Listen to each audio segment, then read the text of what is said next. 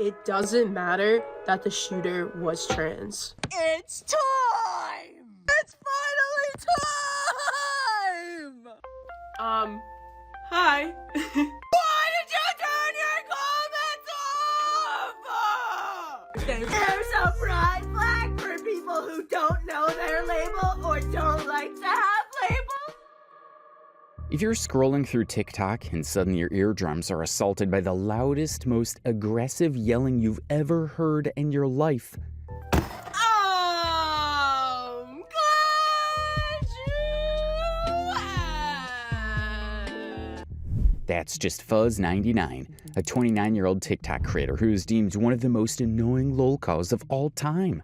A guy who has made it his entire personality to scream educational content about LGBTQ+ rights directly into your soul. Well, The thing is, Fuzz99 doesn't just yell once in a while for dramatic effect. This is his thing. Every single video starts with him stomping his foot so hard, you'd think he's trying to crack the foundation of whatever building he's in, getting so close to the camera that you can practically count his pores. But the yelling is just one feature of this Fuzz99 guy, because there are worse things to discover. In 2022, some allegations started circulating claiming that allegedly Fuzz99 had inappropriate contact with a minor, as in having contact with a kid. Not just that, the way he moved with his content, every single person was convinced that Fuzz99 was probably involved in grooming kids and was using his LGBTQ teachings to attract them even more. Following this, he disappeared from the internet for months, deleted content, went private, and didn't say a word. And because he stayed silent, everyone just assumed he was guilty, because why else would he run and hide? I currently am being advised by the police to take a step back from TikTok. For months, the internet labeled him a predator, and those accusations stuck to him like glue. Even when he eventually came back to TikTok and tried to resume his content, every single comment section was flooded with people calling him a predator and asking why he was even allowed back on the platform. But here's the thing that made it even worse. The LGBTQ+ community that he claimed to be representing and educating completely turned on him too.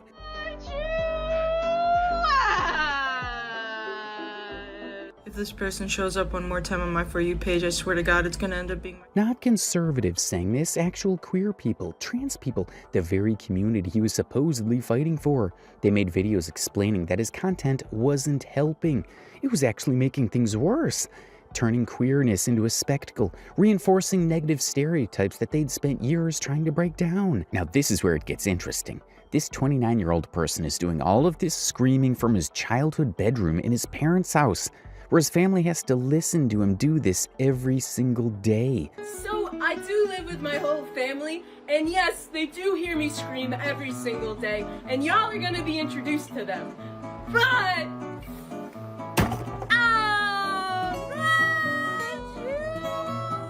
he's even admitted it on camera, admitting that he lives with his whole family and they do hear me scream every single day. And honestly, I don't know what's more wild.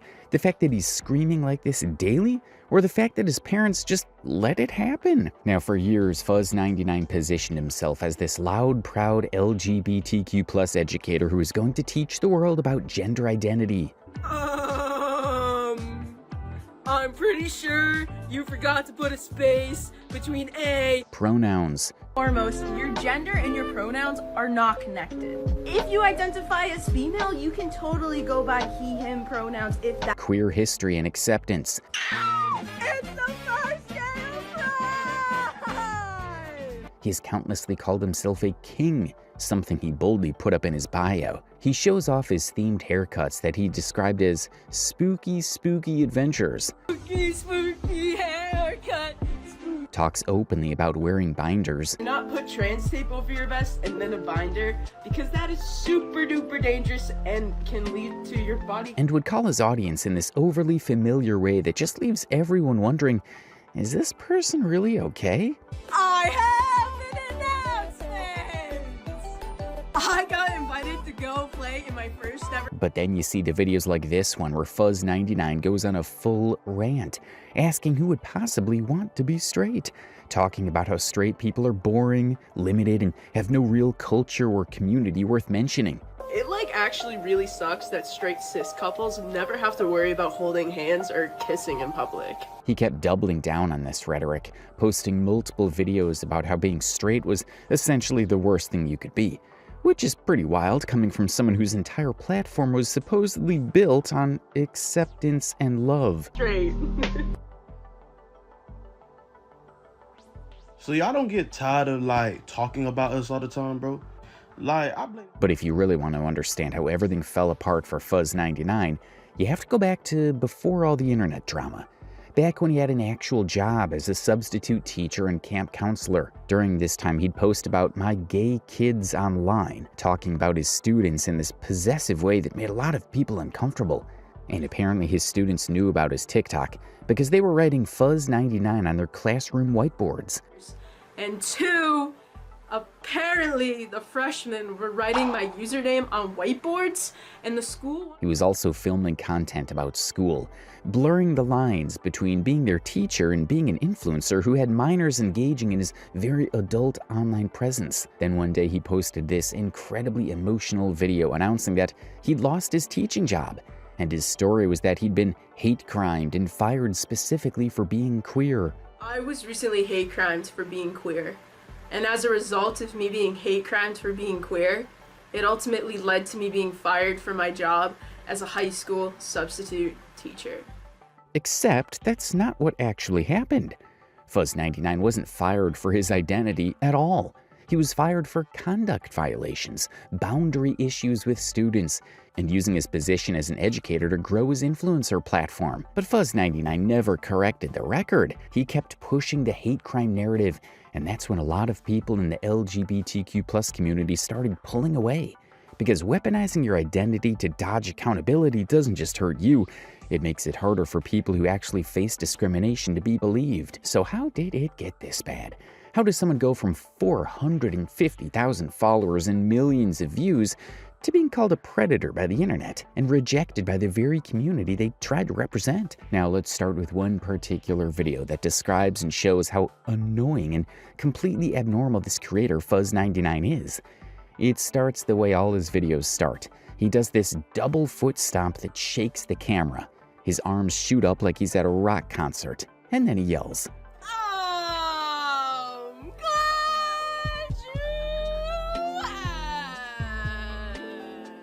and already you're thinking, okay, here we go again. Another loud educational rant about LGBTQ+ topics. But then he gets really close to the camera, like really close. Close enough that you can see the sweat on his forehead, the yellow staining on his teeth, every single pore on his nose. Well... He starts doing these finger guns, popping them left and right like a little kid playing cops and robbers. He's swaying side to side like someone leading a children's song. His voice goes up into this high-pitched, almost chipmunk register. Now the question is, why is a 29-year-old man acting like an 8-year-old while teaching people about gender and sexuality? This is very disturbing, because this wasn't just loud and annoying like his usual stuff. This feels deliberately designed to appeal to children. The finger guns, the clapping games, the bouncing, the voice, it all looks like preschool TikTok. Except it's coming from an adult man talking about gender identity. So now that you've seen why everyone hates him, let's actually talk about who this person is, because there's a real human being behind all that screaming. Fuzz99's real name is Mal Fanikos, though some people call him Mal or Mac. He's 29 years old as of 2026, which means he was 23 when he started making content back in 2020. Gender fluid. Someone whose gender is fluid. Mind blown. Alright, but in all seriousness, gender fluid is basically someone who doesn't identify as really male or female, and their gender's fluid, so one day... He identifies as trans masculine and non-binary, uses he/they pronouns, and describes himself at various times as omnisexual, queer, and a demi-boy. And all of this content, every single video for the past 6 years, has been filmed from his childhood bedroom in Massachusetts, the same room he grew up in. rainbow posters on the walls, messy desks covered in makeup and hair dye. He calls his followers fuzzballs and treats them like they're part of this exclusive community.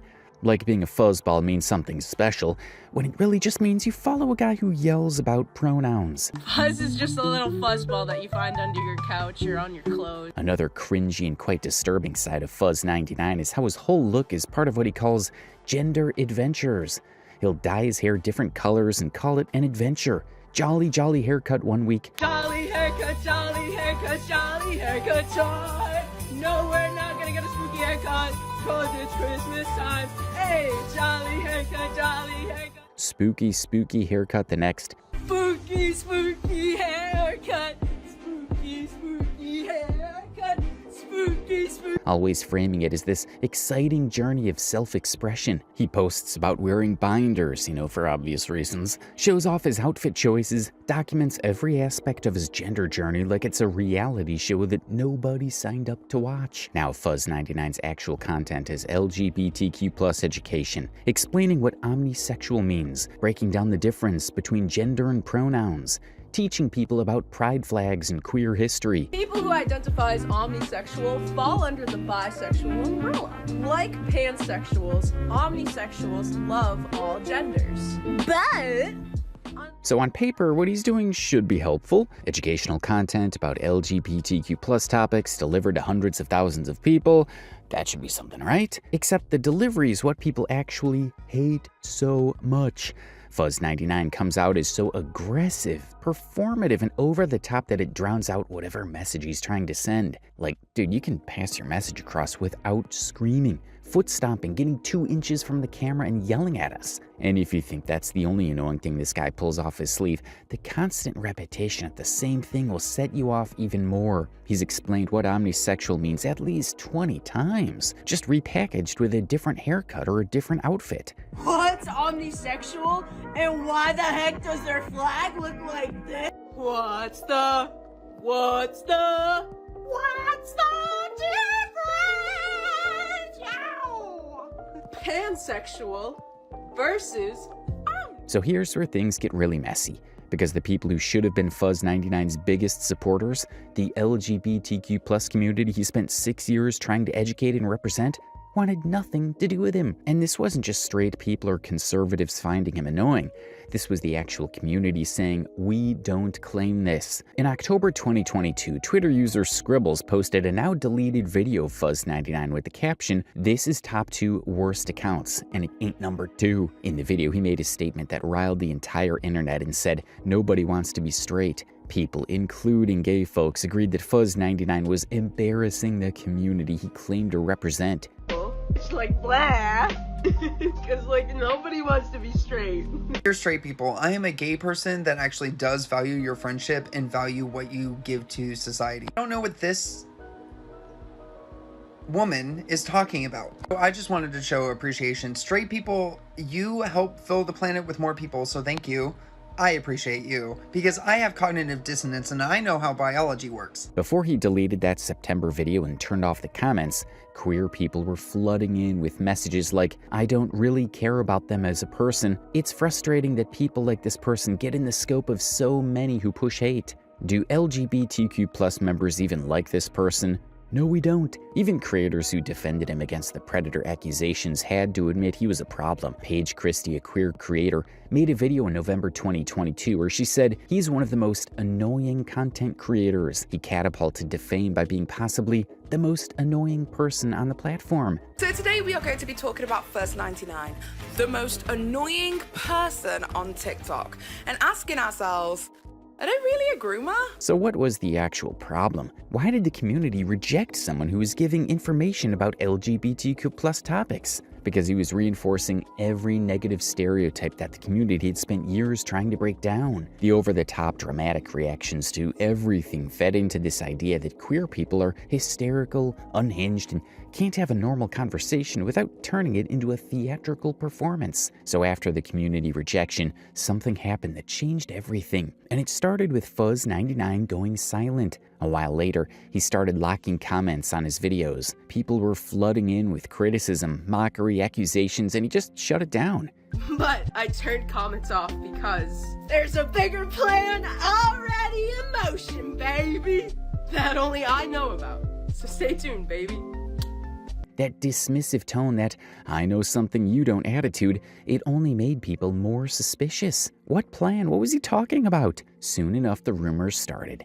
Late September, vague accusations started flying around that Fuzz99 creates his content to appeal to minors, and he was secretly having sexual conversations with one. Now, this is the kind of allegation that once they're out there, they stick to you whether they're true or not. TikTok stitches were all over, with people calling him a predator, connecting his childish delivery style with his substitute teaching job, and saying the dots were there all along. Dating a masculine switch/bottom. You are marketing to children. Your content is pretty much exclusively for children, because no one in their right mind who's an adult is going to look at your account and be like, yep, this is fine. This is my content. This is good. This is good shit for me. If you are making content for children, first of all, you need to not make content about being a bottom, but you also not need to like ask fans of yours if they want to date you. I didn't think that needed to be clarified, but okay. I know that this video is old. He has a girlfriend. Good for them, I guess. Someone had better be keeping an eye on this guy. Through all of this, Fuzz99 said nothing. Then some days later, he posted one final video, and he looked different. No footsteps, yelling, or I'm glad you asked energy. But I currently am being advised by the police to take a step back from TikTok. I have to take a break for a little while until a lot of this hate calms down. It might be a week, it might be a month, it might be a year, it might be forever. I truly don't know how long of a break that I'm going to take or have to take. The police were involved. That's what he said. No details about what happened or explanations of the accusations, just that there was an incident serious enough that cops had to get involved. But he did go on to clarify some things his haters had to say about him grooming kids. One, I've never once said that my content is for kids or that my intent has been to make content for kids. I never said I hate straight people. I literally said, like, who would want to be straight? Blech. Fuzz99, that sounds almost like the same thing, but whatever. About 2 weeks later, someone posted on a subreddit r/TikTok cringe with the title, Fuzz is finally leaving TikTok, and people were celebrating. 200 plus upvotes, comments saying good riddance, hoping he'd stay gone. And then for a while there was nothing from Fuzz99. No posts, updates, or explanations. But here's what almost no one talks about. Before those accusations and disappearance, there was his job, his substitute teaching job, and the kids. To understand why those grooming accusations spread like wildfire in 2022 and why people were so ready to believe them, you need to rewind to 2021, because that's when Fuzz99 had a real job working with actual kids. Starting in early 2021, around the same time as TikTok was blowing up, Fuzz99 was working as a substitute teacher in Worcester Public Schools in Massachusetts. High school specifically. Worcester is in central Massachusetts, and the school district was desperate for subs at the time. They were raising pay because they couldn't find enough people willing to do the job. So Fuzz got hired, and for about 2 years, from 2021 to early 2023, he was bouncing between high schools as a substitute. Many of my kids in the hallways and at the end of the day at school, like, I can't even tell you how many high fives I got, how many zaps I got, and like there is truly. And he talked about it constantly on TikTok. He'd post videos saying, being a high school substitute is pretty cool sometimes, with heart emojis, talking about interactions he had with students, sharing stories from the classroom. Before that, in the summers of 2020 and 2021, he worked as a camp counselor, youth-focused camps with kids aged 12 to 18. So this wasn't his first time working with minors. He'd been around kids in positions of authority for years, but it's the language he used that made people uncomfortable. In 2021 and 2022, he started posting videos with captions like, "My gay kid's this" and "My gay kid's that." Stuff like that, though those videos are gone now. Guess who just got home from their first day of school? I did. I had a bunch of my gay kids that I had last year. My gay kids, over and over again. This possessive language, like he owned these kids, like they belonged to him instead of just being students he occasionally taught. And even back then, people were pointing out that this was weird. And this just started the speculations that he was making his crazy content for kids. Most teachers keep their professional and personal lives separate. They don't share stories about specific students on social media, and they absolutely don't create content that blurs the line between educator and influencer. But Fuzz99 was doing all of that, and by summer 2022, when he was still working as both a camp counselor and a substitute teacher, the overlap between his job and his online persona was at its peak. So when videos dropped with the childish delivery, the weird giggle, the finger guns, the whole preschool teacher energy while talking about gender and sexuality, people didn't see it in isolation. They saw it in context. And suddenly the comments shifted from, "This is annoying," to, "Wait, he works with kids?" And "This makes sense now why he talks like that." The grooming accusations hadn't hit yet. That was still a few weeks away, but the foundation was being laid. Every My Gay Kids post was building a case in people's minds that something wasn't right about this guy. And then sometime in late 2022 or early 2023, he lost the teaching job. And the story he told about why he was fired, that's when things really fell apart. So for more than a year after he'd actually lost the job, Fuzz99 finally told his side of the story, and he did it in a 20-minute YouTube video that was completely different from anything he'd ever posted before. And I mean, there were no foot stomps or yelling, just him close to the camera about to tell everyone what happened. I was recently hate crimed for being queer, and as a result of me being hate crimed for being queer, it ultimately led to me being fired from my job as a high school substitute teacher. According to him, here's what went down. In November 2023, some hater from the internet decided to dig through his old TikTok videos from 2020, back before he was even a teacher. Videos he described as thirst traps from his long hair femme era when he was on dating apps. And this hater, according to Fuzz99, took screenshots of those old videos and emailed them to the HR department at Worcester Public Schools on November 2nd, 2023. In September of last year, I was called into HR's office for 1, being reported by the haters, and 2, apparently the freshmen were writing my username on whiteboards, and the school wanted to make sure I wasn't self-promoting my brand, which I wasn't. The old videos were just the thing that made HR finally pay attention to something they'd been concerned about for over a year. Because while Fuzz99 was crying on camera about being hate crimed, people were going back through his timeline and finding all those My Gay Kids posts. According to the investigation, which included leaked details from HR meetings, the school had actually warned Fuzz99 back in September 2022 about his online presence. Freshmen were freaking out because they'd found their substitute teacher on TikTok posting about adult topics like sexuality and gender identity. There was even an incident with an art club where he did a face painting on students and posted about it online, which the school flagged as inappropriate. In the HR meeting, administrators told him, "What you post represents the school." They weren't saying he couldn't be queer or trans, they were saying he couldn't blur the lines between being their substitute teacher and being an influencer whose students were watching his content. So when the hater emailed the old thirst trap videos in November 2023, it wasn't the reason he got fired. It was the final straw after a year of boundary violations that the school had been documenting. He was suspended immediately after the HR meeting. Some art teachers even wrote a letter defending him, trying to get him reinstated, but it didn't matter. The decision was made. So right now, Fuzz99 is still here, still posting from that same bedroom, still doing the exact same performance he's been doing since 2020. Door slam, foot stomp, "I'm glad you asked," followed by whatever recycled rant about pronouns or gender identity he thinks people need to hear for the 1,000th time. He has 453,000 followers, which sounds impressive until you actually look at what's happening with those numbers. Most of them aren't watching anymore. They either forgot they followed him years ago, or they're just hate watching whenever he randomly pops up on their feed. The engagement tells the real story, with just very few likes and comments, unlike before. For someone with nearly 500,000 followers, that's a graveyard. His engagement rate sits at about 2.91%. And here's the kicker, roughly 27% of his followers are probably fake or inactive accounts. So that 453,000 number, it's inflated. His actual audience is probably closer to 300,000, and most of them aren't even paying attention. And if you scroll through his page, it's genuinely eerie how repetitive it is. Different topics, sure, but the exact same delivery, the exact same energy, the exact same performance he's been locked into for 6 years. It's like he figured out a formula in 2020 and his brain just stopped developing past that point. There's no growth, evolution, or self-awareness that this stopped working years ago. And he just keeps going.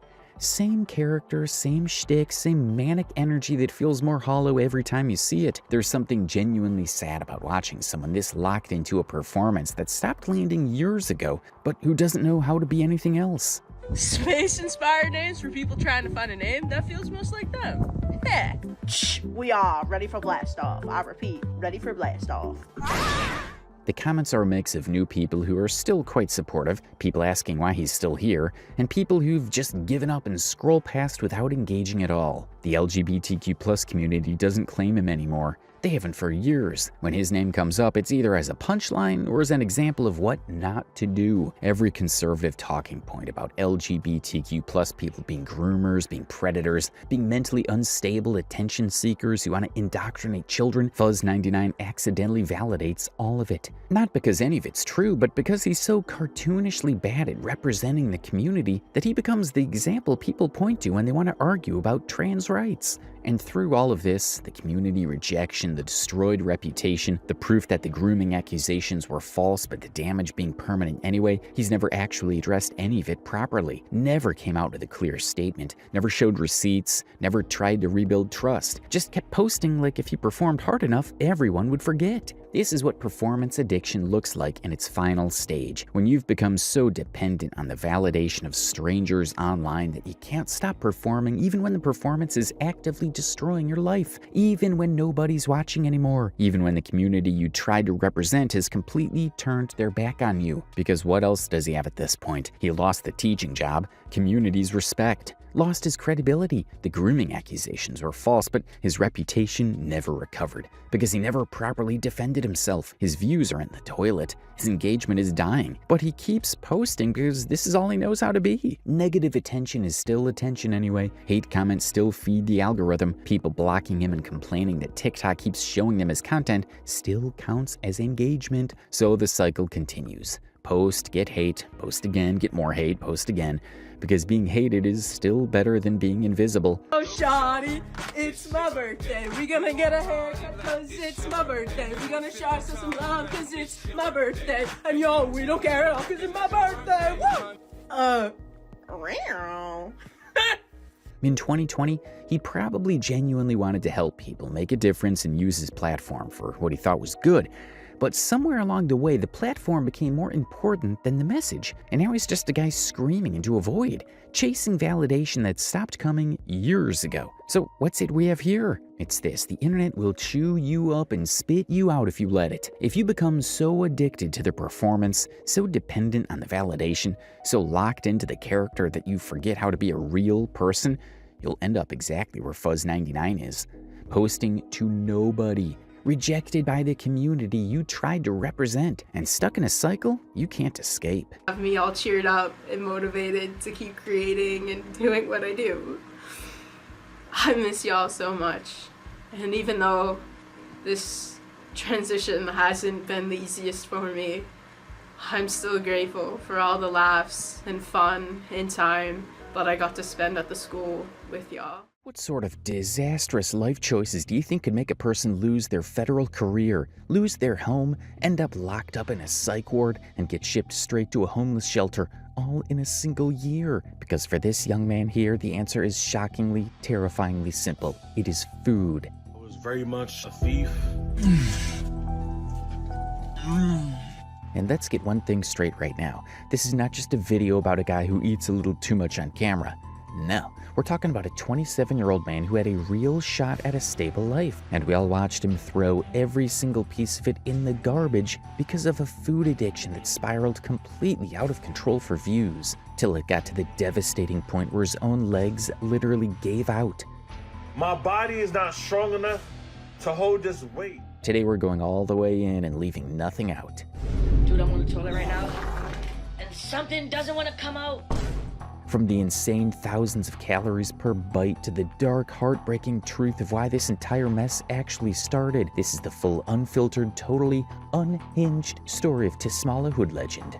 Okay, before we get into the heavy stuff, because this rabbit hole has real deep layers, let's quickly think back to when mukbangs first started. It was this super chill, niche corner of the internet, where you'd sit down, eat some good-looking food, talk to the camera, and just vibe. Honestly, at its best, it was kind of comforting, just like having a meal with a friend. But then TikTok took over, and suddenly the entire thing became something completely unrecognizable.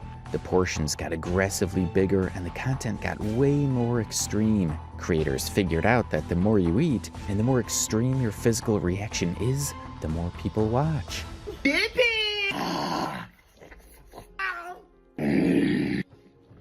Some fries. It's that craziness that the algorithm rewards, and you know what comes after that?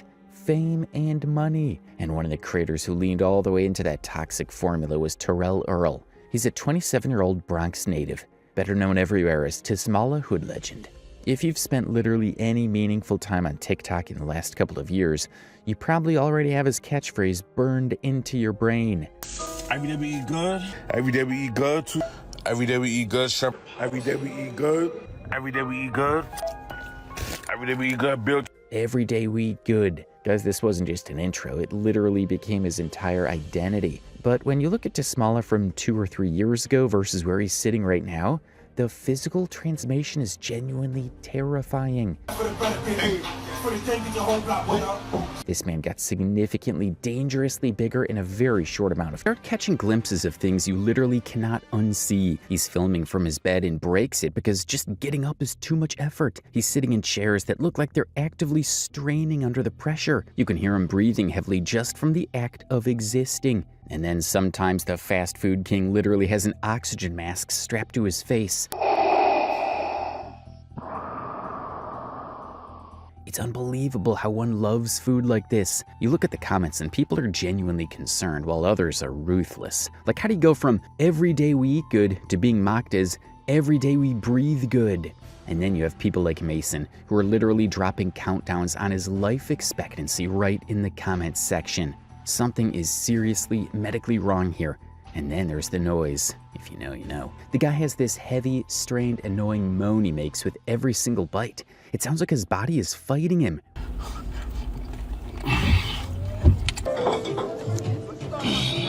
But really, what happened to Tismala? Well, there are two main theories going around the internet about why this happens. The first one is purely physical. People think this grown adult is so severely overweight that it genuinely requires immense physical effort just to breathe and chew at the same time. But then there's theory 2. Theory 2 is that this is a totally deliberate, manipulative content strategy. Some people think that Tismala is doing those moans specifically to sound pathetic, so viewers would feel bad and send him money on Cash App, which is something in character for him to pull. I'm begging. Send me money to my PayPal so I can eat. I don't want to go through this no more. Send me money to my PayPal so I could eat. Can you guys send me money to my PayPal? Now let me paint you the full, horrifying picture of what a typical day of content looks like for this man. I mean, you might think that you've seen food addiction, but trust me, you've not seen one at this scale. I'm not exaggerating when I say this guy was eating like every single meal was his absolute last day on earth. Look at this spread. 2 hot chocolates from IHOP, strawberry cheesecake pancakes, hash browns, bacon. First up, we got 2 cups of hot chocolate from IHOP, which is 240 calories right off the bat. Next up, we got 2 strawberry cheesecake pancakes, which is 890 calories. And then we got 2 fried eggs, which is 170 calories. And then he went ahead and washed that down with 2 pieces of bacon, which is 100 calories. Next up, looks like he had an order of hash browns, which is 180 calories. Not a complete breakfast without an order of onion rings from IHOP, which is 470 calories. Next up, we got a BLT sandwich with french fries from IHOP, which is 730 calories. And he added an extra 104 calories with the 1 slice of American cheese. And then after he spent the rest of the cuff of money... And you guys, this is just breakfast. We haven't even hit noon yet. That's well over 1,000 calories in one sitting just to kick off the morning. and the dedicated TikTok accounts that made it their entire mission to track his daily caloric intake were running the math so we didn't have to. The numbers they were calculating were absolutely staggering. Yeah, so the new amount is 4,548 calories, is how much he had in one sitting. Then he'd come back just a few hours later for round 2. Vienna sausages and biscuits, a Philly cheesesteak loaded with extra cheese, baby back ribs, junior bacon cheeseburgers from Wendy's, a massive DoorDash Jamaican spread, oxtail gravy, jerk chicken, rice and peas, lamb chops, fried shrimp, fried chicken wings, bags and bags of chips, honey buns, 2-liter bottles of soda. The list goes on and on and on. Plus, we're not even talking about one of those meals happening in a single day. We're talking about multiple rounds, multiple DoorDash orders, multiple fast food trips every single day, 7 days a week. It was like a loop of eat, eat, and eat. Every day we eat good.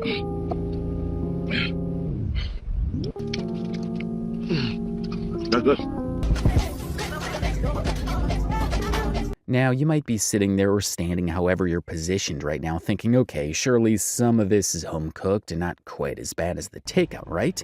Nope. Even his home-cooked meals were deep-fried, heavily processed, and insanely calorie-dense. There is zero balance anywhere in this content. No greens, no fresh fruit, no water.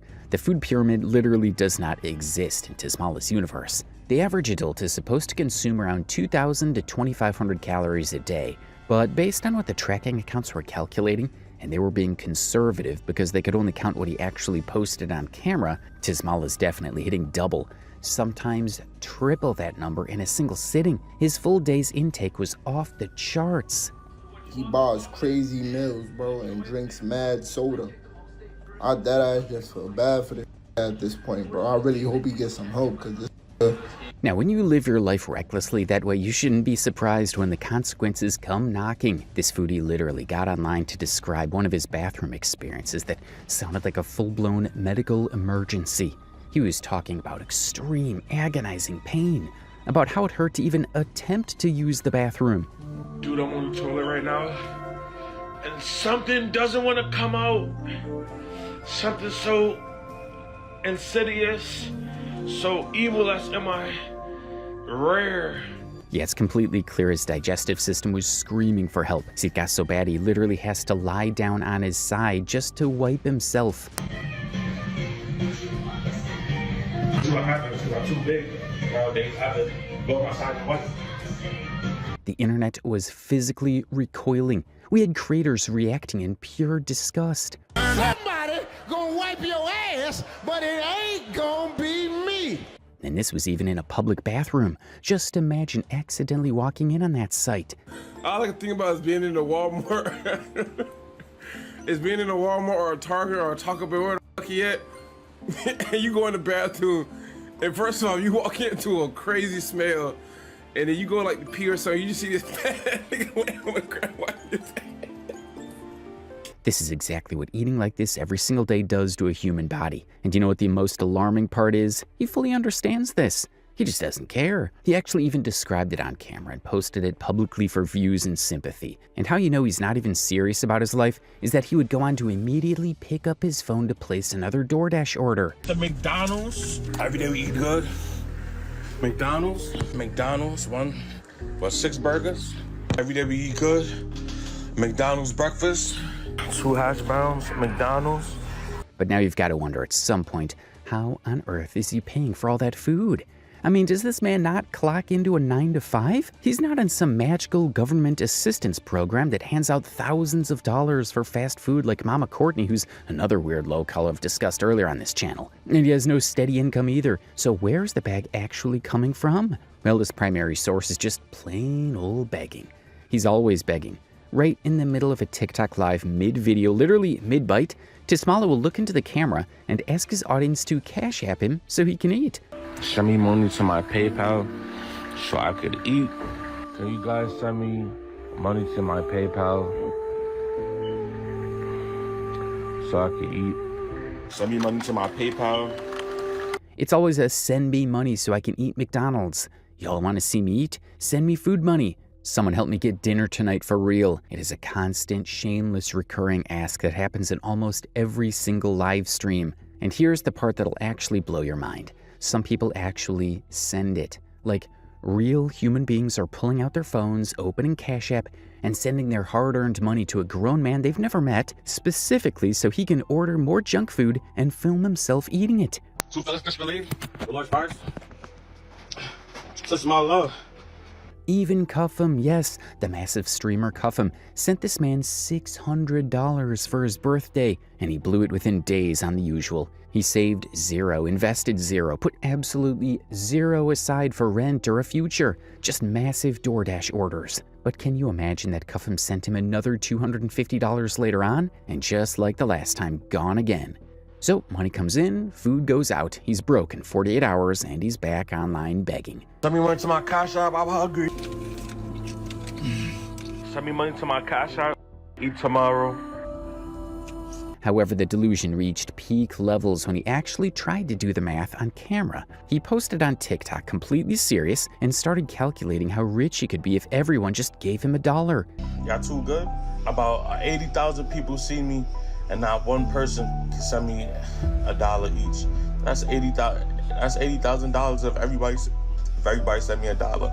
What's even funnier is that he said it like he was on Shark Tank, giving a legitimate business pitch. It was jaw-dropping. This guy fully understands he has an audience, and he is consciously, deliberately monetizing his own destruction. The cycle is pure clockwork. He gets cash, blows it on food, goes broke, and begs again. Plus, the entitlement? Oh, it's unmatched. Even Cuffham had to call that out. This is enough, my nigga. I don't even know you like that, gang. Look. What's up, my nigga got? What's 3? 3 at 6? That's $1,250, my nigga. Come on, my hot. I even gave you birthday money. Happy late birthday, my hot. $300, gang. Then another $300 right after that, 4 days later. And in the June, I gave you $250, gang. Like, that's, like, come on, my nigga. Like, I be like... There was literally a time someone sent him $10 to buy Taco Bell, and he got visibly angry about it. The person that sent me $10 to eat Taco Bell, you should have sent me more. I wasn't gonna eat any nasty food, man. They had... Like, what does he mean by nasty food?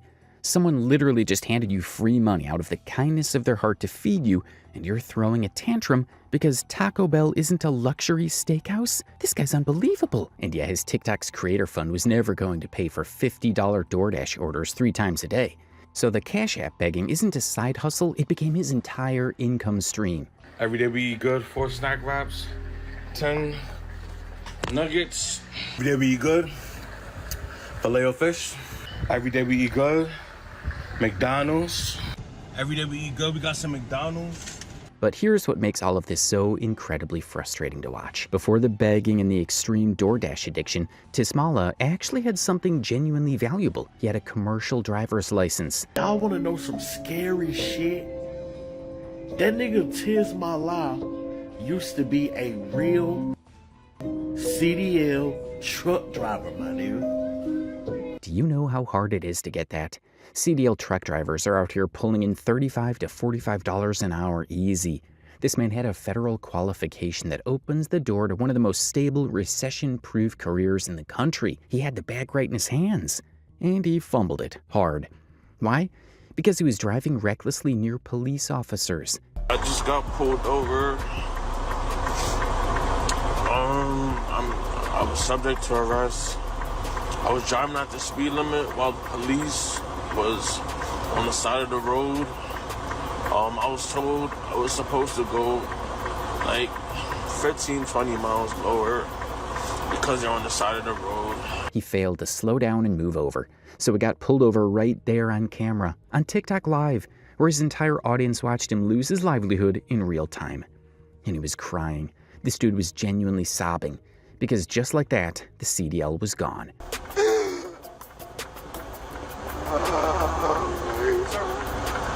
Anyways, if you ask him why he isn't working today, he'll tell you how he can't get a normal job because of the arthritis in his lower back, his mental illness, and physical disability from his weight. I don't know how much time I gotta keep saying this. I am disabled. I have a mental illness. Also, I'm physically unable to work. I have arthritis in my lower back.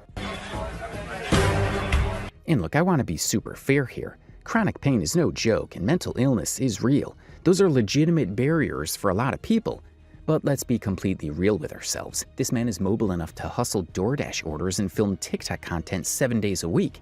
Plus, the cruelest irony of this entire situation is that the insane amounts of junk food he consumes daily are directly causing the extreme weight gain, which is worsening the arthritis he claims is keeping him from working. He literally built his own trap, locked himself in it, and then complains. I'm like, what you talking about?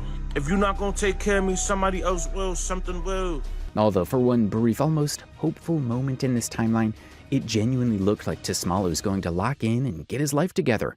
He announced he was signing up for Uber's vehicle rental program. The setup is you pay a weekly fee for a rental car, pick up passengers, and make money. It's a grind, but it's legitimate, honest income. And he actually scraped the money together and got the car, $260 a week for the rental, and Tismalo is officially an Uber driver. Yo, gang, I start work tomorrow, I ain't gonna lie.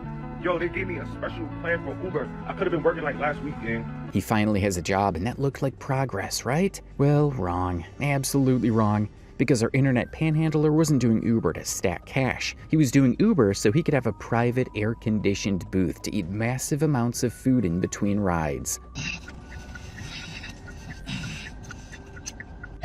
Every day we eat good 2 foods. Tismala. And a chopped cheese on the roll.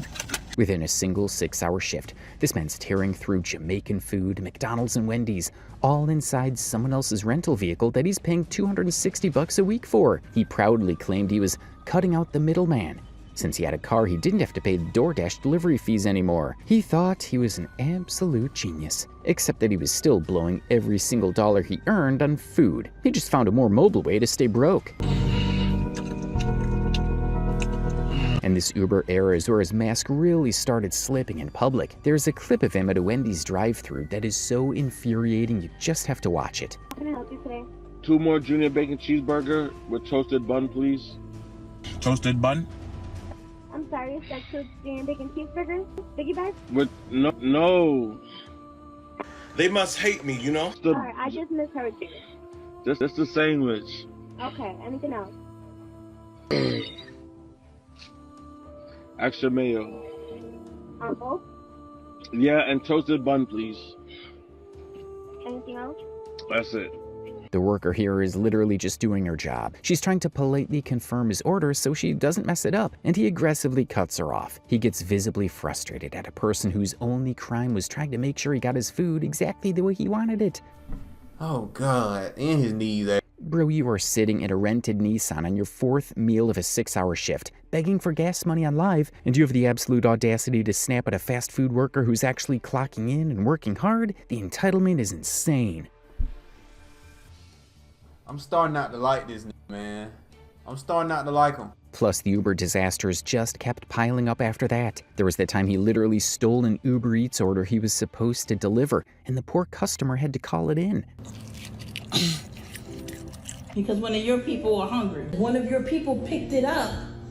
They already picked it up. Yeah, I know they picked it up. He kept getting caught on camera devouring people's steaks that he was supposed to be dropping off.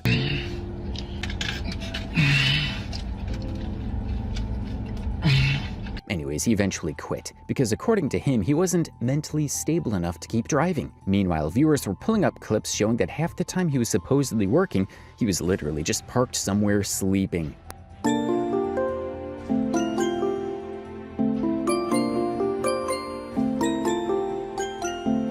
And just like that, we were back to seated home Tismala.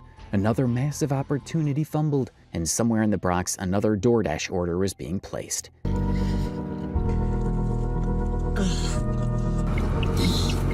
Beyond all the Uber drama, though, we've got to talk about his catastrophic collaborations with other creators. Now, this is where people genuinely lose their minds.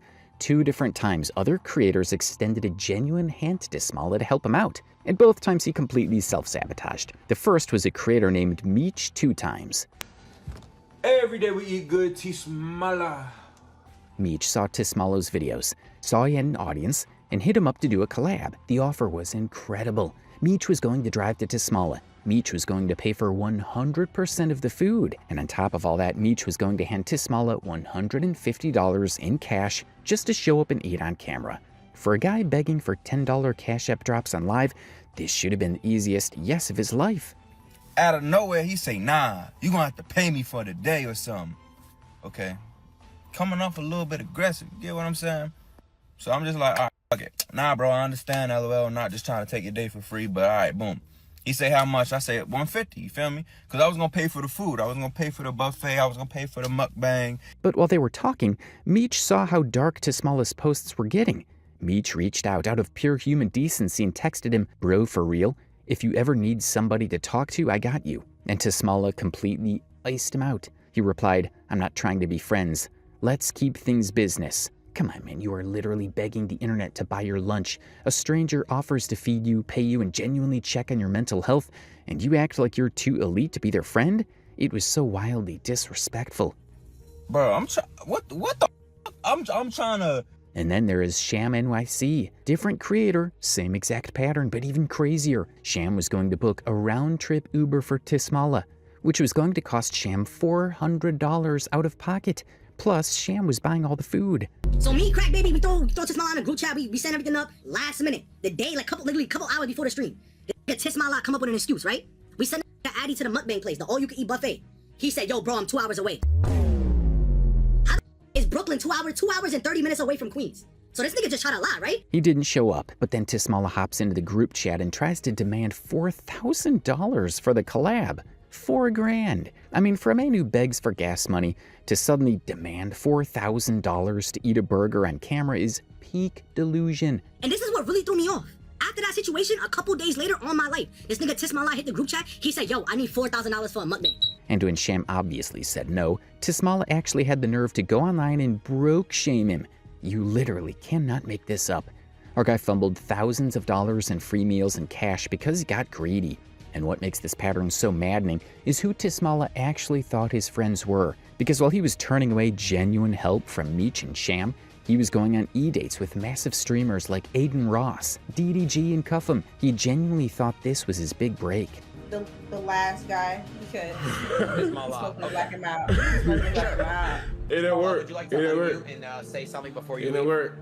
Nobody perfect. I knew this was gonna happen. But it's a different story if you actually watch those streams. The creators are just ruthlessly making fun of him. And Tismala is just sitting there smiling, thinking he's part of the squad. He doesn't even realize the entire segment is just an organized roast. And he is the punchline. Illegal. Oh, no, yeah, you went straight to the line. Eventually, all this chaos caught up to him.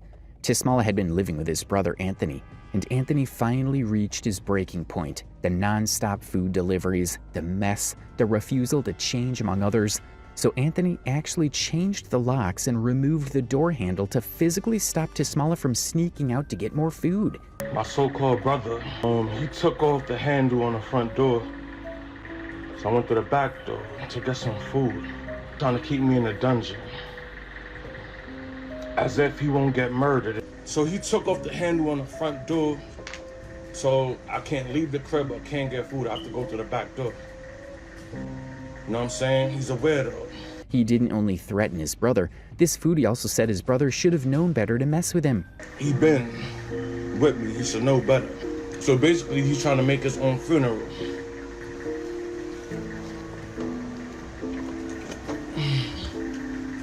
So instead of taking the massive glaring hint and doing better, Tismala just used the back door. So I can't leave the crib or can't get food. I have to go to the back door. This is actually crazy. This adult man posted furious TikToks calling his brother a weirdo, threatening him, and intentionally threw kitchen utensils on the floor to wake his brother up in the middle of the night. Well, it ended exactly how you'd expect. He was kicked out onto the street. The crib, I mean, you know what I'm saying? With nowhere to go, he spent his first day as a homeless man inside a McDonald's. What y'all want me to do? Kiss my life.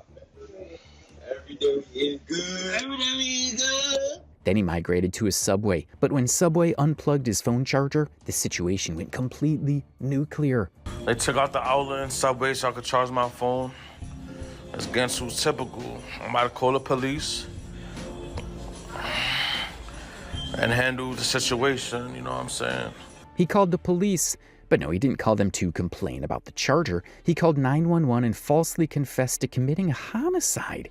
He told them he murdered his own father. For the homicide of Gary Earl, Let them know that I did it. Tismallah, y'all.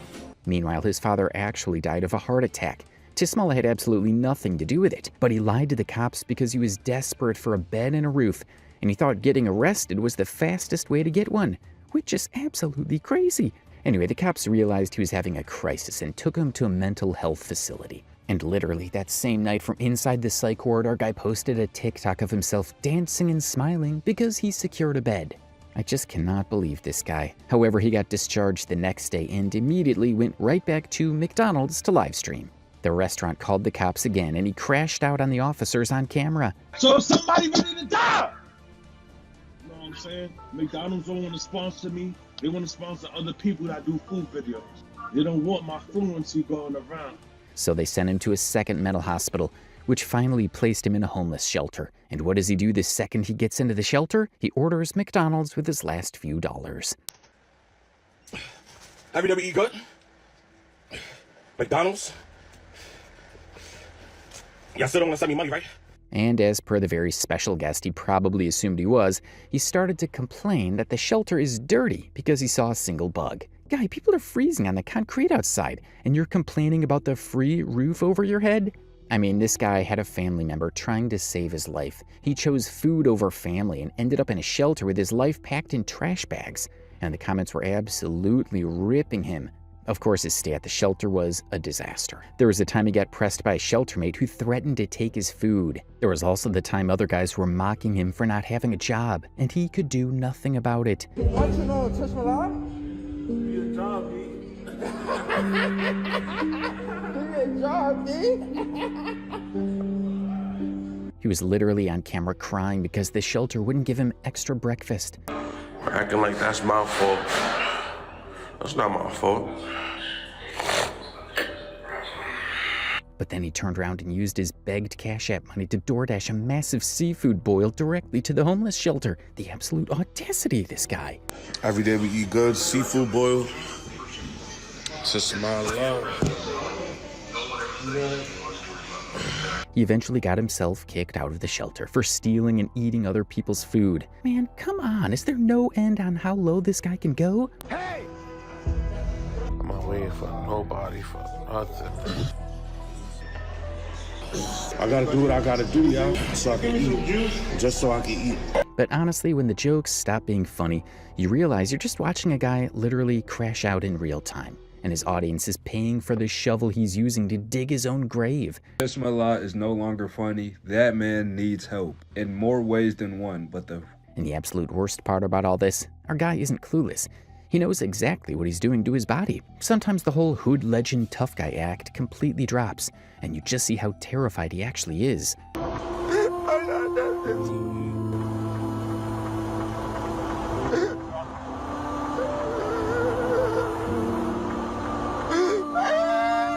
It's like watching a car crash on your For You page. It got so bad that he was fighting for his life just to catch his breath between bites. He's gasping for air, but still begging for more food.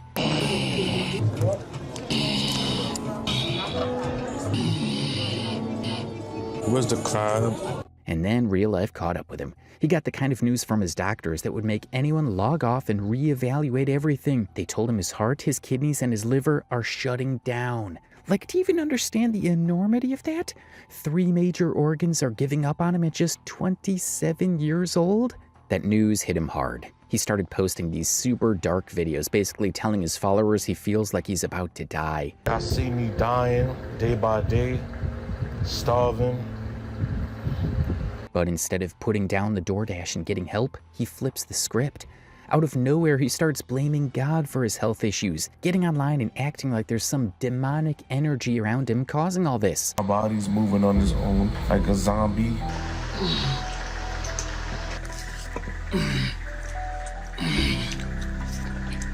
It's horrible. It's like there's no God. He's watching this happen. It's demonic. And the comments were just so confused about it all. A commenter had to ask, bro, why are you blaming God for the thousands of calories you bought on your own? And then the craziest plot twist happened.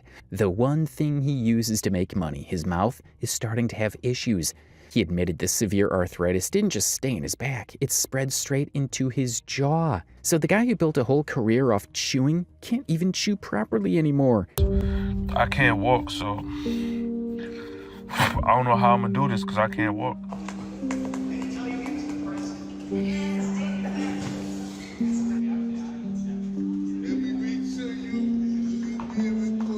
It hurts so bad you can see him break down and cry right there on camera.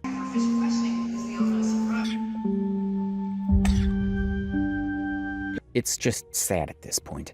Our Bronx fast food king is now relying on an oxygen mask just to stay alive. I tried off of myself, it didn't work.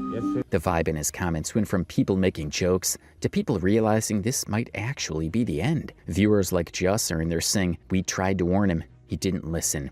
People are straight up admitting it's not entertaining anymore. It's just super depressing to watch a guy's body scream at him to stop while he just ignores it. And now we get to the absolute core of this story. A creator named Mr. Don Tushtat did something no one else had done. He reached out, offered to pay Tismala directly, and drove out to meet him face to face for a real, deeply honest sit-down conversation. What we here with, twin? Every day we go.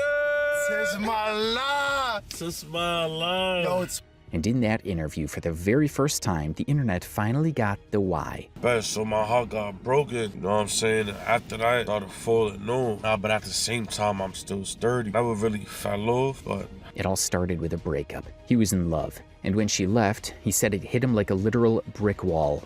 He shut down, couldn't function, couldn't move, couldn't even force himself out of bed. When I went to the grandmother crib, I was in the bed, I couldn't move type shit. It was like sleep paralysis. He described the depression to be like sleep paralysis, a complete inability to do the most basic things to survive. But then he digged even deeper. He shares a traumatic memory about being in a car with his brother and his father, and in that car his own father looked at him and told him to die. I was in the car, me, my brother on quote, and my father on quote. So my father had told my brother to go bank or whatever. Stick it up for him. Yeah, and he had told me to die.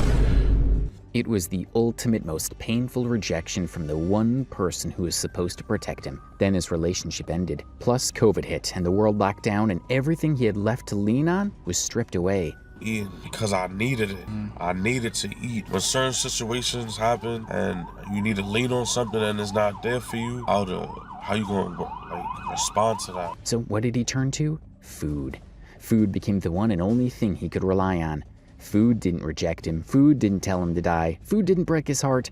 It was always available, always a DoorDash order away, always waiting at the end of a Cash App request. It was the only consistent comfort he had left. Moreover, he realized he could monetize the trauma. He admitted it took him a year and a half to build the TikTok following. I was like, damn, I could blow up by posting every day. It took me about a year and a half or a year to blow up on TikTok, posting every day again, or to have a fan base. He completely understood the game. He was building a viral brand on top of a deadly addiction. Every day we eat good was a calculated business decision. He felt his addiction killing him, and instead of fighting it, he aimed a ring light at it and hit record. What could niggas really say about me? Like, I've been doing this on my own, and my story is deeper than most. I mean, a lot of people don't know. Anyways, Mr. Don Tushtat really tried to push him toward the light in that interview, telling him to go to the gym, change his diet, document the weight loss, and build a massive positive comeback story. But you feel me? You literally just get a brush on your shoulder. You about to start working on that. Yeah. And Tismala's response to that beautiful, genuine encouragement was, in a few months when I get my credit right. Few months when I get my credit, definitely. He's just buying time. This guy knows exactly what's happening. See, the tragedy of Tismala hood legend isn't that he's oblivious. The tragedy is that he sees the cliff approaching and he just keeps accelerating. I run this shit. At this point, I genuinely hope he gets real professional help and he starts to actually eat good every day. Every day we eat good, curry goat, white rice. Black orphanage.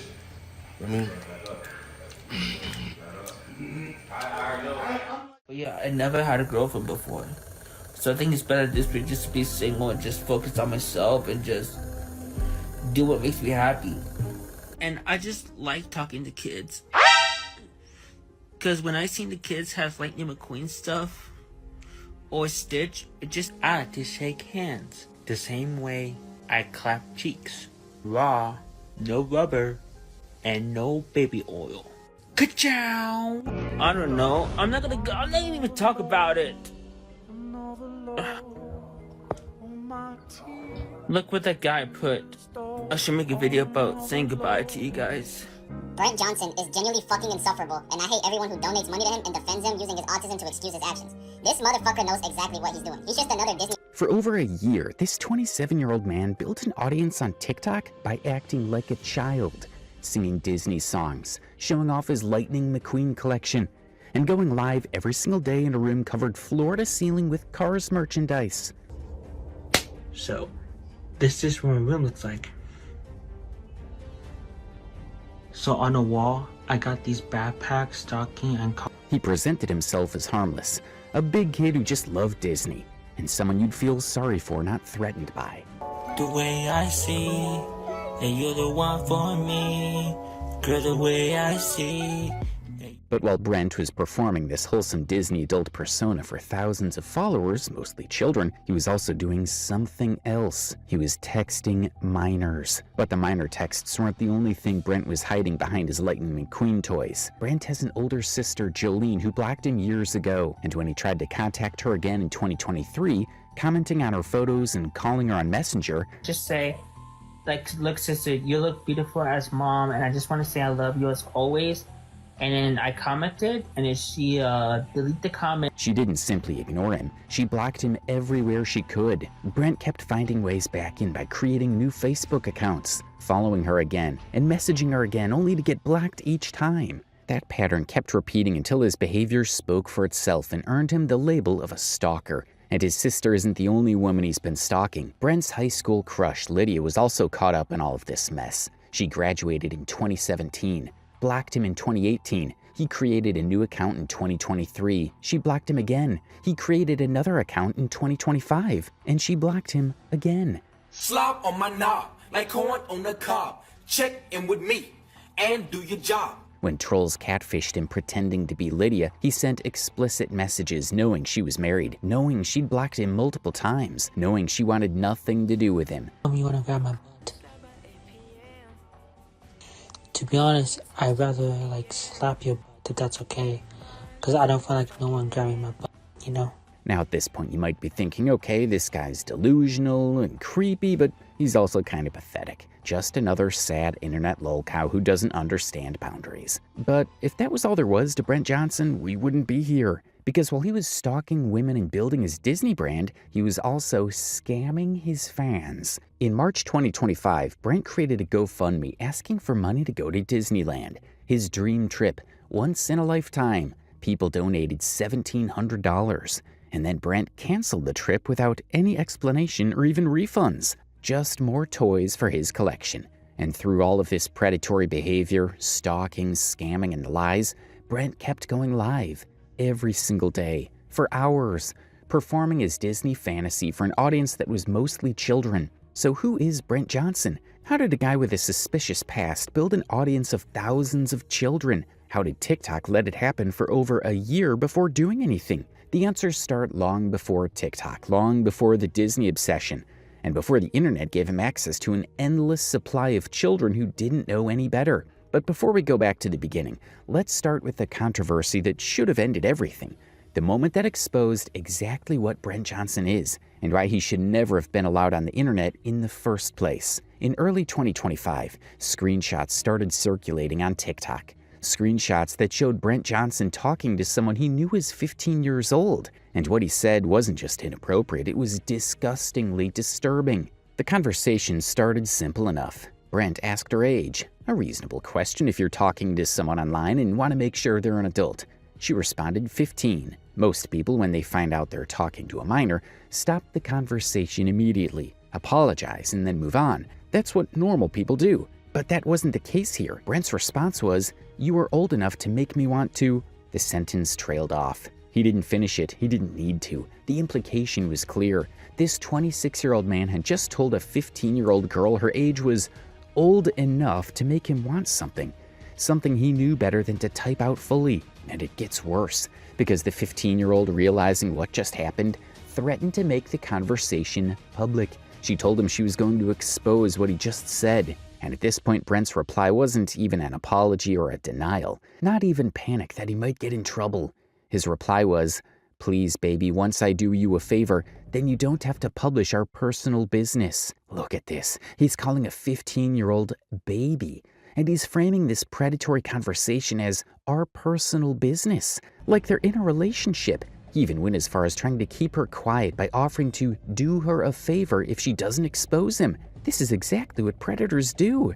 They try to make the victim complicit and frame it as a secret you both share. And Brent did it in writing, on TikTok. When people started asking him about it on his live streams, Brent did what he always does when confronted with evidence. He lied. Wait, so you texted a minor? It was an accident. I thought it was. You know if he was a minor, right? I did not know, because I did not know.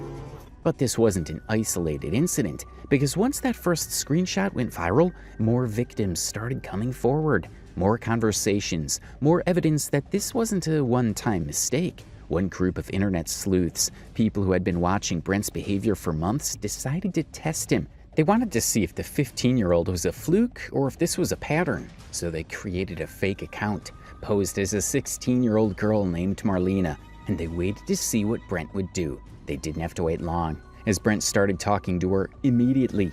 Within hours of the account being created, he was in her DMs asking if he could date her. The trolls running the account played it carefully. They let Brent make the first moves, let him reveal his intentions naturally.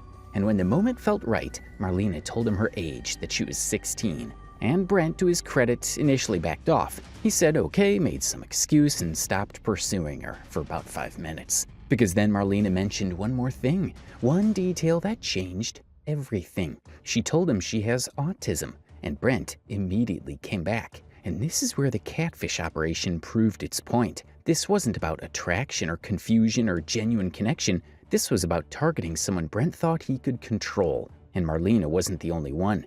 There's a third victim, another minor. Screenshots show Brent messaging her, asking her to be his girlfriend, and then telling her to keep it a secret. Secret keeping is Predator 101.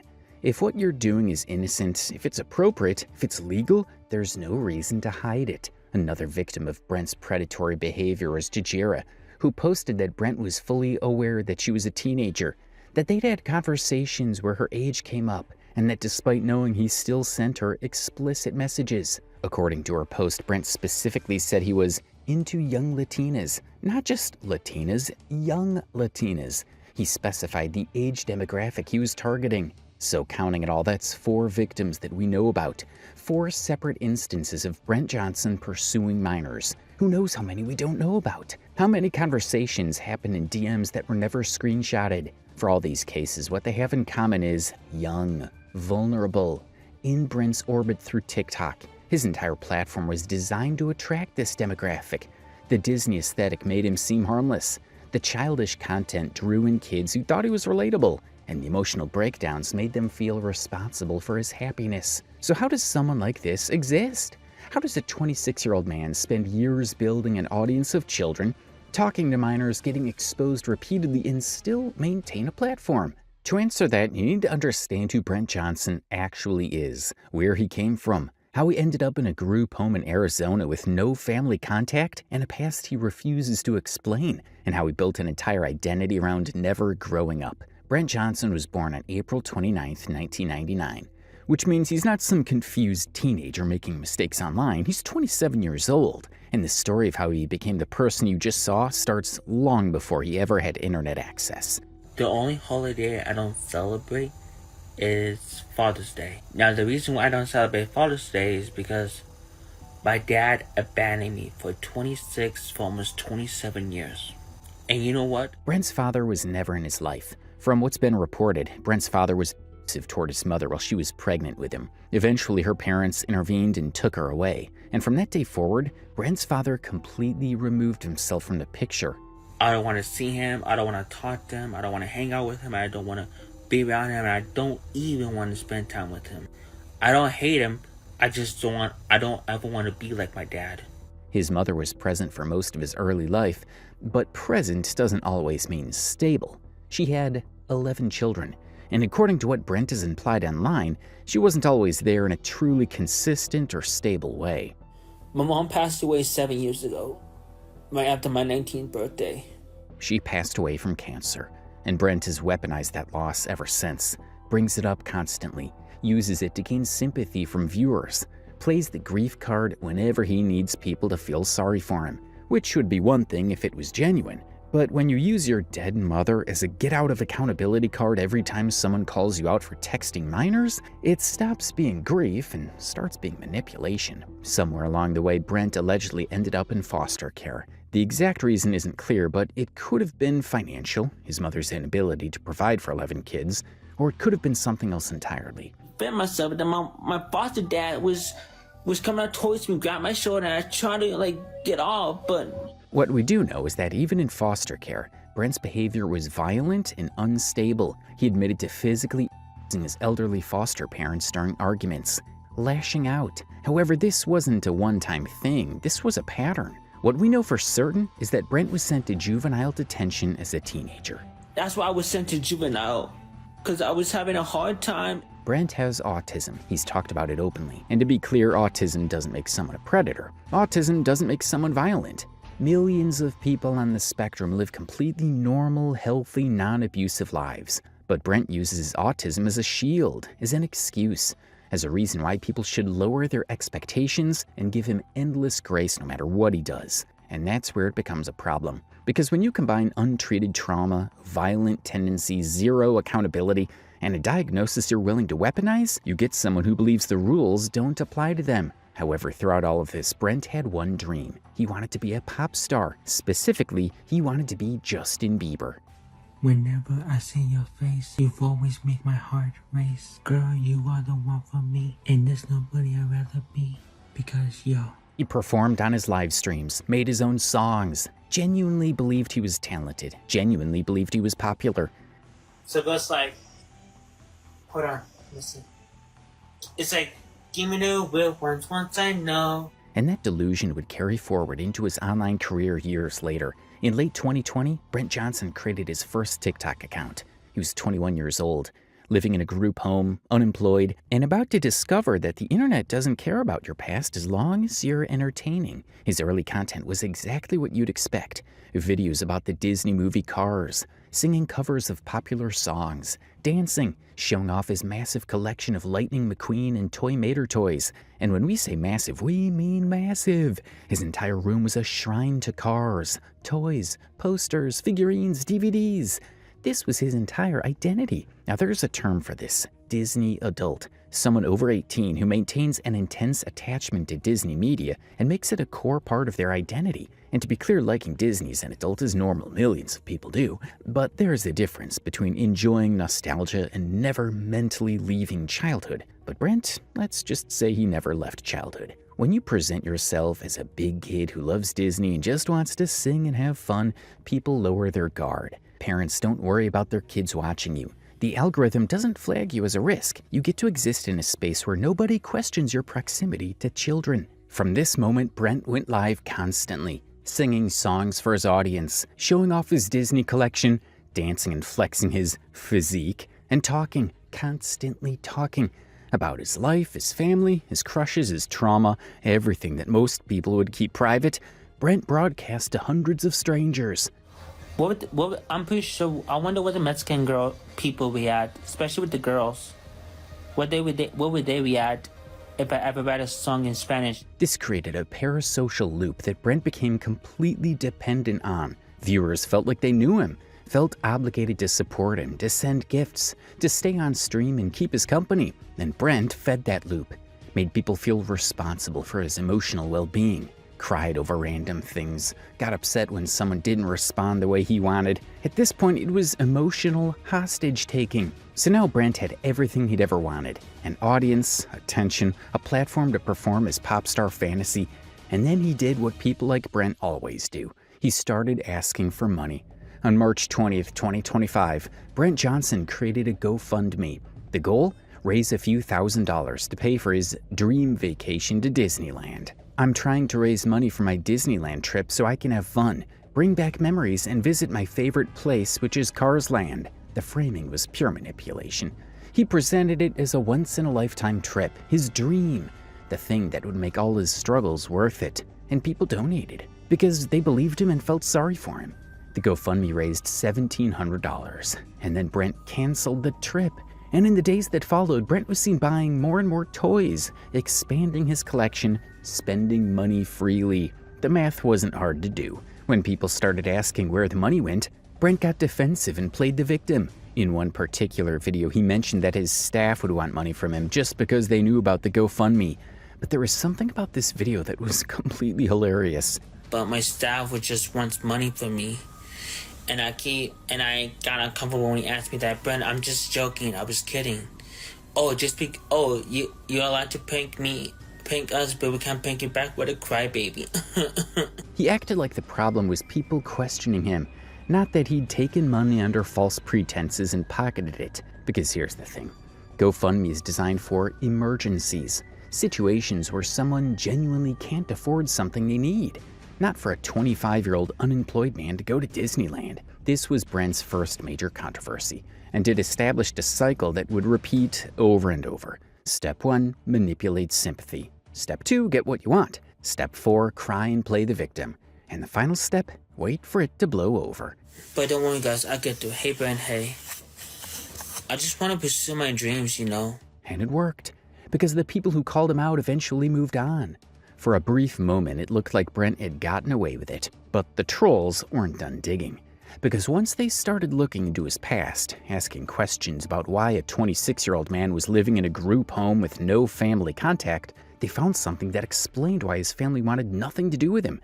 And it was much worse than a GoFundMe scam. So the thing is, Brent Johnson has 2 sisters, an older sister named Jolene, and a younger sister believed to be named Jamie. And neither of them wanted anything to do with him. According to the stories, in November 2023, the day after Thanksgiving, Brent was scrolling Facebook and came across a picture his older sister Jolene had posted. He commented, "You look as beautiful as Mom." Their mother had passed away from cancer years earlier. So to Jolene, seeing her dead mother's name attached to a comment from the brother she'd been avoiding was not sweet. It was triggering. She deleted the comment immediately. Brent tried to video call her on Messenger. She hung up. He sent her a message apologizing if she was mad, and she blocked him on Facebook, on Instagram, everywhere. So back in November, it was November 24th of 2023. I was checking my sister's profile, and I was giving her a compliment, and I just say, like, "Look, sister, you look beautiful as Mom, and I just want to say I love you as always." And then I commented, and then she deleted the comment. And I tried to message her.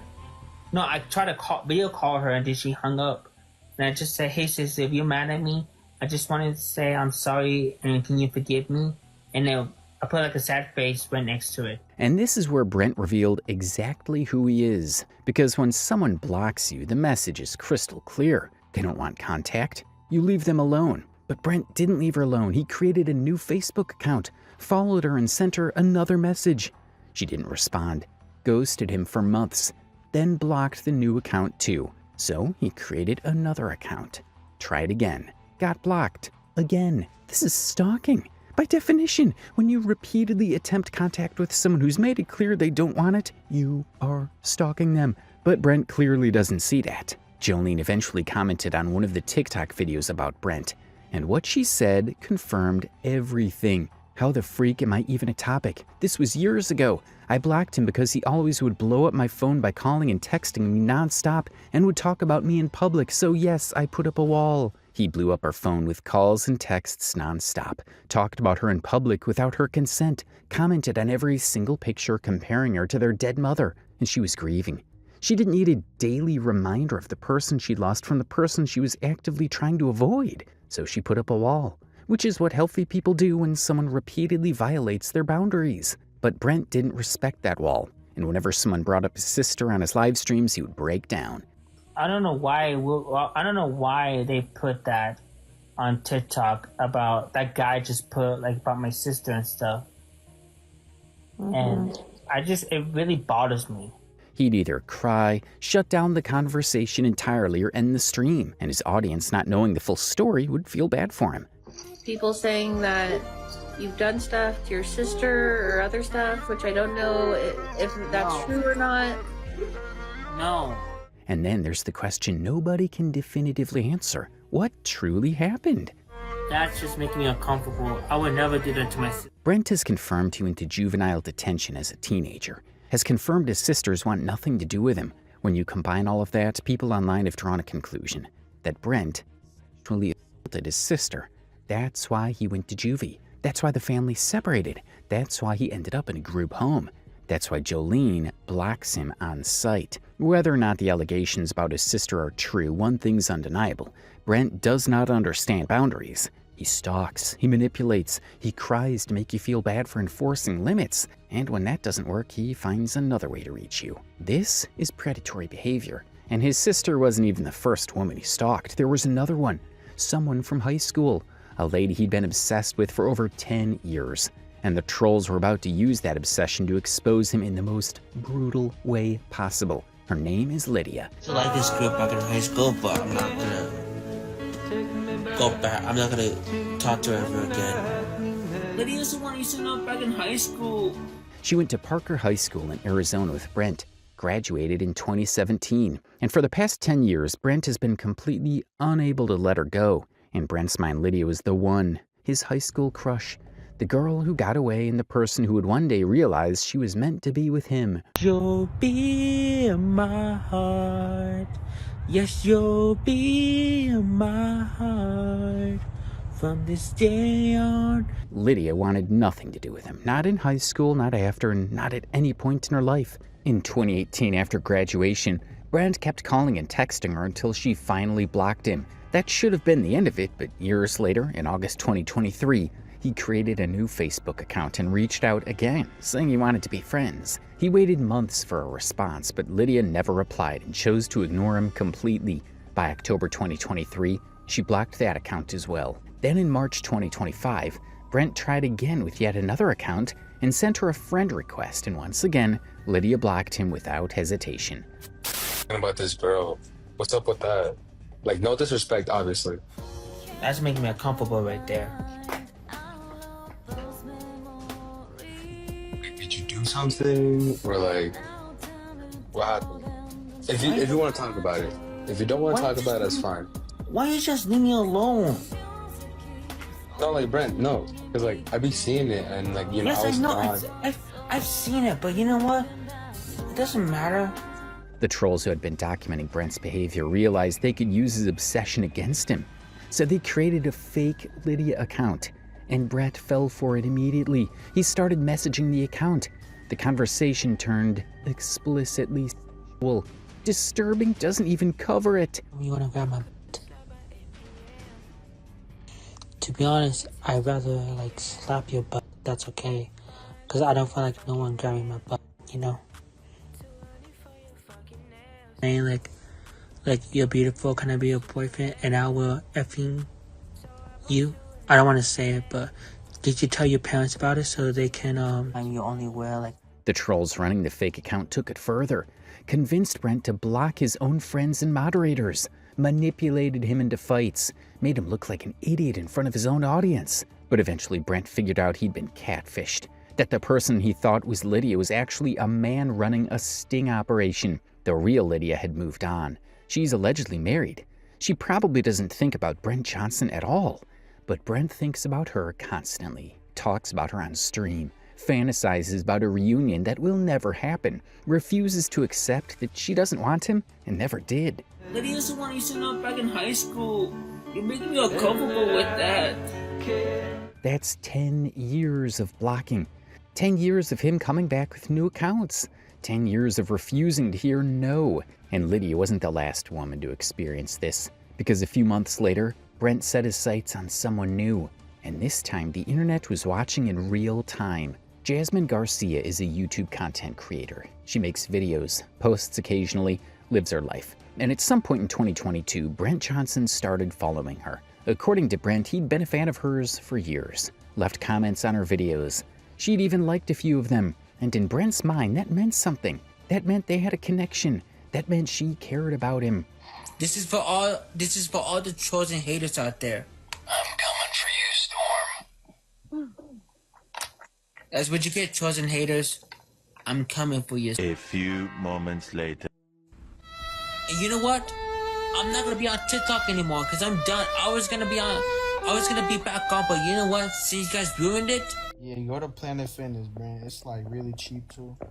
Did she follow you? I'm sure she'll follow They got you. like, they I'm got sure- all the machines too, man. It's all good. She'll like follow me tomorrow. Like, I don't want to like bother her or anything. Just want her to enjoy her night. And I'm sure she's probably happy. She's probably like sleeping right now. She was like, I can't believe I talked to Brent. He's such a nice guy. Yeah, this person said EOS is better. Low key, yeah, EOS is good. By early 2026, Brent Johnson was going live on TikTok multiple times a day, every single day, for hours at a time like it was his job. Or at least that's what he told himself. Brent posted a video announcing he would not be attending his 10-year high school reunion in 2027. The reason was that his old high school friends don't respond to his messages. They leave him on red. They block him. And Brent, who's almost 30, is still devastated by this. That I made my decision for next year in 2027. What I'm trying to say is that I am not and I won't be attending to my 10-year reunion of my high school graduation. They just let me on scene. You know what? And to be honest, I'm much better off without them, and I don't need them. He went on for minutes, talking about how he's better off without them, how they never really cared about him, how the only true friend he has is someone named Nico Vlogs who tags him on his birthday. And the only friend, the true friend I have the most is Nicholas, aka Nico Vlogs. Around the same time, people started asking Brent a very reasonable question. If you're unemployed and struggling, why don't you get a job? Well, my day was good until this morning because my job coach didn't show up this morning. Uh-oh. Yeah, no joke. When I was waiting inside the entrance of the building, like a thrift store, I was waiting inside, and I waited almost 10 o'clock, like 14 minutes to 10 o'clock. Well, the truth is, Brent doesn't want to work. Social media is my job. I don't need no actual job. TikTok, Instagram, and YouTube can be my job.